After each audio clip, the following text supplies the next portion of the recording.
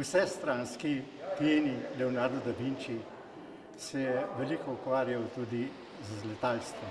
Takrat je bila živa ideja Dedala in Ikara z torej letalo na ptičji način z zamahujočimi krili.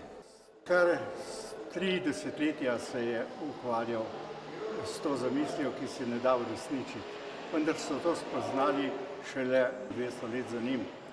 No, sam pa je tudi spoznal to in je namesto mahokrilcev, letal, ki utripajo s krili, je izumil potem padalo in pa helikopter. Naredil je veliko aparatov, ki merijo razmere v ozračju, torej zelo na znanstven način je pristopal. Odkot njemu to zanimanje za letalstvo? Ko je bil še otrok, je imel sanje.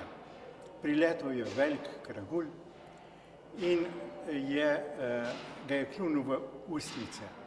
Se pravi, poljubil ga je.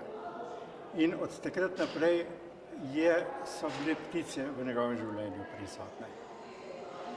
Ampak noben izmed teh njegovih poizkusov pa ni zaživel zares v času njegovega življenja, če se ne motim, ne? Ja, ne, da ne bi nobeden, ne. Bili so tako napredni, da se jih ni dalo uresničiti, ali pa da ni bilo interesa celo za njihovo uresničenje.